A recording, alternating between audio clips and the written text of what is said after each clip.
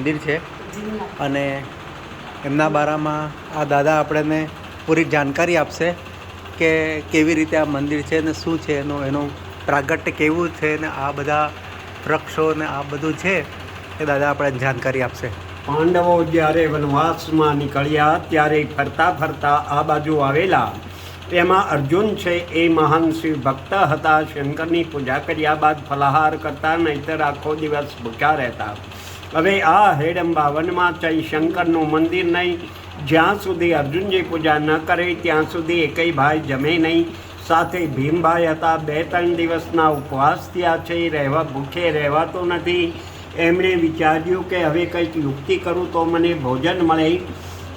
આ માટે બાજુમાં લીલકા નદી છે, ત્યાં બધા ભાઈઓને બેસાડી ભીમભાઈ અહીંયા આવે છે. આ વરખડીના ઝાડ નીચે માટીનું શિવલિંગ બનાવી તેના ઉપર ફૂલ બિલ્લીપત્ર ચડાવી અર્જુનજીને કહે છે કે ચાલો ભાઈ, મેં શંકર ગોતા છે, કોઈ તાજી પૂજા કરી ગયો છે.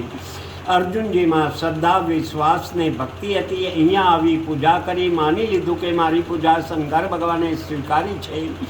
ત્યારબાદ બધા ભાઈઓએ ફલાહાર કર્યું. જેમાં એટલે ભીમ હસવા લાગ્યો કે ભાઈ, અહીંયા શંકર કેવા, તારી ભક્તિ ખોટી છે, તું અમને ખોટા ભૂખે મારી નાખે છે.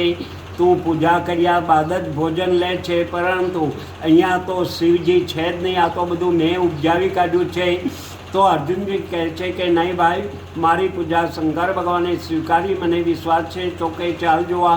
અહીંયા આવી ભીમભાઈ શિવલિંગ ઊંચું કરે છે તો થતું નથી. તેમની પાસે જે ગદા હતી તેનો પ્રહાર કરે છે તો તેમાં 2 ભાગ થઈ જાય છે અને એમાંથી દૂધની ધારા થાય છે, કેબી અવાજો આવે છે. અહીંયા અસંખ્ય સર્પો પણ ત્યાં ફરવા લાગે છે. આથી પાંડવો ગભરાઈ જાય છે. ત્યારે દૂધમાંથી મહાદેવજી ભયંકર અવાજ સાથે પ્રગટ થાય છે. પાંડવો પગમાં પડી જાય છે, ભગવાનની માફી માગે છે.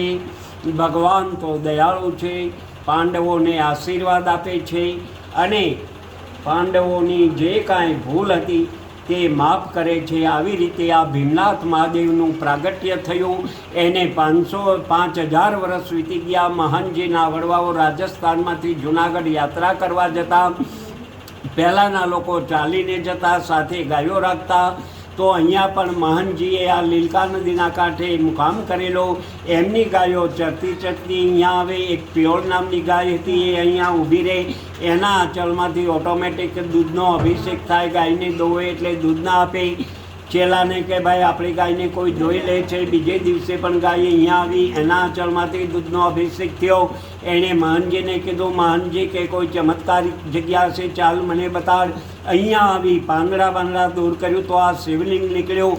એ લોકો પૂજા કરવા માટે અહીંયા રોકાઈ ગયા. 400 વર્ષ પહેલાં મંદિર શિખર બંધ કરવા માટે આ વરખડીના ઝાડને કાપતા હતા તો અંદરથી લોહીની ધારા થઈ. કાપનારા બેભાન થઈ ગયા.